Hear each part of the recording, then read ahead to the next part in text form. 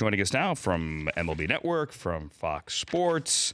I think I was a little harsh earlier to baseball. I love baseball. Brockman knows that. John Morosi knows that, who joins us on the phone as well. Hi, John. How are you? Outstanding, Andrew. Greetings from a sun-splashed afternoon here in Clearwater, Florida. Phillies and Jays. I just watched Bryce Harper his first at-bat of the ball game here. So how's that for a baseball scene to set there? It is hard to be upset about anything in spring training. John, that sounds amazing. Thank you for painting a picture for us. Can you please tell us Bryce Harper's walk-up music? That is a great question. So I was mid-conversation with the gentleman next to me when he was batting, so I cannot actually mention that. And I will say this, even then, sometimes my modern music references are a little slow, and actually I get all that fluency, whatever little I have, Andrew. No, I get ballpark. I will tell my wife, hey, have you heard this before? No, but I have because I'm at the stadium, therefore I'm up on all the cool stuff. I have that conversation all the time. It's usually in the newsroom at NFL Network. Somebody mentions an artist, and I say, I have no idea who that is. And then they say, yes, you do. It's that song. I'm like, I don't know. Yes, you do. Yeah, no, that one. That one. That one. Yeah, I got that one now. Okay. Well, John Morosi now calling in from a Phillies game in Florida. John, has Dallas Keuchel signed yet? He has not, and in fact, I was told yesterday that at last check he was throwing to hitters in Newport Beach, California, at the Boris Sports Fitness Institute that is run by his agent Scott Boris. So he's, I think that the possibilities there, the Astros, the Braves, who are now a bit concerned about Mike Foltynewicz. The news, of course, came today also about Luis Severino with the Yankees being out. So I think we'd have to maintain those three teams as being at least possible suitors for Dallas Keuchel. John, tell me, or tell the layman out there, why Keuchel and Kimbrel and Gio Gonzalez, the list goes on, tell them why they're not signed. Well, I think that the reasons are a little unique to each player. I think in the case of Kimbrel, he was coming off of a postseason that was not his best work. He was giving up some loud contact at different times during the playoffs, and so he's coming off of a bit of a disappointing playoff, and at a time when the general position of closer is not quite valued the way that it used to be. He's also right around the age of 30, which we've seen teams now regard a little bit differently in terms of evaluating there. So I think his agent probably was asking for too much too early about where things actually were going to settle out with the market there. So I think he probably would have been better served to sign a little bit earlier in the calendar. As for Keuchel and Gio, I think on some level, Andrew, they're both represented by Scott Boris. I think that just based on the bandwidth of Scott's offseason, he was pretty tied up with number 3 here in Clearwater and getting Bryce signed. And I think that there was a bit of a sequential way about his procedures that I think maybe is part of the reason why it was waiting until February or March to get Gio and Dallas Keuchel signed. Talking to John Morosi, who's actually at a Phillies game in Florida, joining us on the phone here on the Rich Eisen Show. John from MLB Network and Fox. I'm Andrew Siciliano, sitting in for Rich Eisen. When you look at these rules or the agreement that the union and Major League Baseball, John, hit send on yesterday morning and sent out, some of them this year, some of them next year. What's the one that jumps out to you? Because I know what jumps out to me, but I want to know what's the one that jumps out to you. Well, I think for fans watching the game, Andrew, it's going to be the 3-batter minimum for relievers to face or all pitchers to face.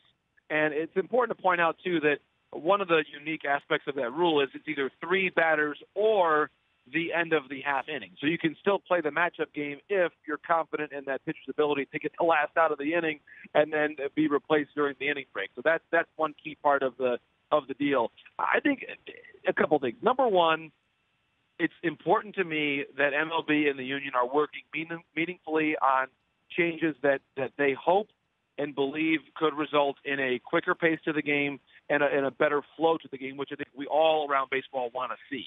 I believe here, Andrew, that this has been arrived at because they believe that this will help. And I think if it ends up not helping, I think they'll change and they'll revert back to it. I think the important thing here is more, to me, Andrew, thematic than it is the specifics of this. This is the beginning of a conversation, or rather continuing one that began with the mound visits and other things that actually have not been all that intrusive to the game at all. And it's just allowing both parties to manage what's happening in the change of the game. I realize that baseball, the rules have been sacrosanct for a very long time, but the important thing here is, Andrew, that MLB and the union are both collectively saying, you know what, there are things happening in the trends of the game that we don't like. Let's get together. Let's talk about it a full 3 seasons before this basic agreement is over. All right. John, I hear you, and I understand that the game has to evolve. All games evolve. Sports evolve. I mean, what used to be a ground rule double, or rather, I mean, what we now call a ground rule double, used to years ago be a home run. There used to be no three-point line in basketball. I get it. And I also get that this rule doesn't go into effect until 2020. Let me spell it out for those who don't know. The Office of the Commissioner will implement an amended rule requiring that starting pitchers and relief pitchers must pitch to either a minimum of 3 batters or end of a half inning, with exceptions for people that get injured or ill. John, I think it's the dumbest thing I've ever heard, to be blunt. Like, let's say you bring in a reliever and there's 1 out, and he gives up back-to-back home runs, and there's still only 1 out. I got to keep him in for the interest of keeping a millennial interested? You're fundamentally changing the game. If I'm taking it from a football perspective, if I bring a running back in on 3rd down, does he have to carry the ball before he leaves? Do I have to have an intended pass at his feet? I realize, John, it's not your job to defend. You're not the witness on the stand here. I just think it's fundamentally changing the game. And I understand as well that I sound like a guy who's in his mid-40s who wants it like it was when he was a kid. And I don't want to be stuck in the mud and stuck in the past. But it just sounds stupid. Well, there are some very valid concerns there about what happens if a guy just really does not have his stuff and gives up a couple of home runs. What then happens? And that's a fair point. I would say a couple things on that. Number one, that places, in my judgment, a premium on effective relievers who can get both righties and lefties out, which I think actually, in my judgment, does a better job of putting the best representative clubs on the field of the truly most talented pitchers in baseball. I think the best relievers, the best pitchers, are those that have success against both righties and lefties. And so maybe this is now squeezing out some of the quote-unquote the loogies, the left-on-left one-out guys, and they're probably going to start moving out of the game on some level. And that's unfortunate for them. But I also think it's now valuing and rewarding those relievers who can pitch consistently for a long period of time, at least for 1 full inning. That's really important, I think, in the overall scope of the game. You're rewarding that talent. I also think in general, and to your point earlier, we've changed the game before. The DH changed the game probably even more than this change is changing the game. So the key thing, again, Andrew, I circle back to this. This is something that they're trying out because the current trend in MLB has a lot of marketing data that the commissioners talked about in the past that says that one thing that turns people off late in the game, a lot of pitching changes. That is a drag on the time, and often they've found it makes people quite literally tune out late in the ball game. This, they hope, will address some of that issue and keep the game moving along. Because the way that it's gone, Andrew, the current path of things, all the strikeouts, the home run strikeout, the lack of contact, that part of the game has, I believe, in the way that I grew up watching it, taken a lot of the action away from baseball. And they hope that this restores some of that action and brings a little bit more, as it's been said before, it's not so much the pace of the game, but the pace of the action. They want more action. They hope and expect this will bring more action. And if it does not, Andrew, I believe that they will very quickly unchange it because this is very much a dynamic discussion and not in any way a final change to the working rules of baseball. John, what about this? Was this ever discussed? When you bring a guy in from the bullpen, no warm-up pitches. Like, if you're in the pen and you're warming up to get ready to go in the game, then when you take the mound, you should be ready.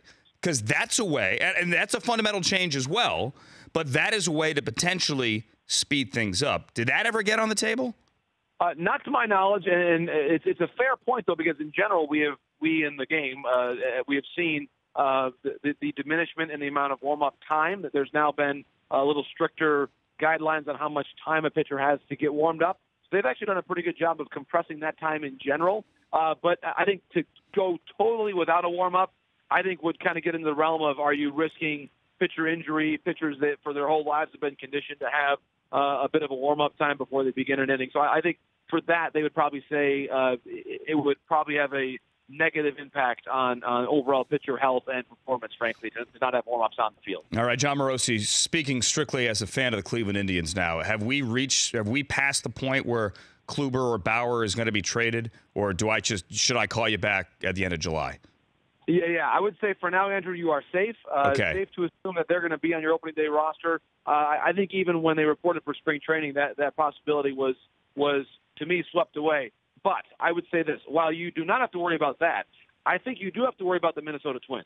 The Twins are good, and I visited their camp here earlier this month. Was very impressed. They had a very quietly effective offseason. They added a lot of good veteran names: Nelson Cruz, Marwin Gonzalez, Jonathan Scope, C.J. Cron. They're going to mash this year. I think they're going to score a ton of runs.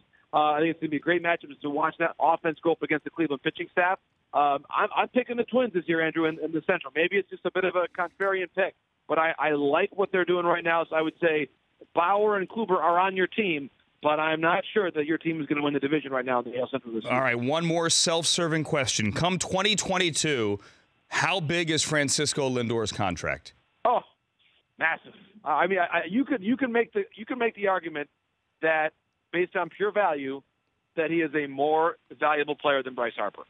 Now, I don't know if you look at the off-field, on-field conversation, but based on his performance, positional value, shortstop, switch hitter, what he does, oh my goodness. I think that he will sign, as long as he continues on this trend, his contract will be for greater than $250. Now, maybe the tough thing for him with Bryce is he's going to be a little bit older than Bryce when he hits free agency, but I think his total value should be around the $250 million range for Francisco Lindor. Well, thankfully, I don't have to wait until 2022 for that. Different conversation. New CBA by then as well, Andrew. This is true. So everything could be thrown out there. I am ruffling my papers, John. I've been told to not do that in front of the microphone, so I'm going to set that aside. And thank you kindly, as always, for joining the program. Enjoy Florida, and be sure to wear sunscreen. That sounds great, my friend. Always great catching up, and look forward to watching you here in the days to come. Thanks so much. Likewise, sir. John Morosi from Fox and from MLB Network. The Rich Eisen Show, weekdays at noon Eastern on Audience.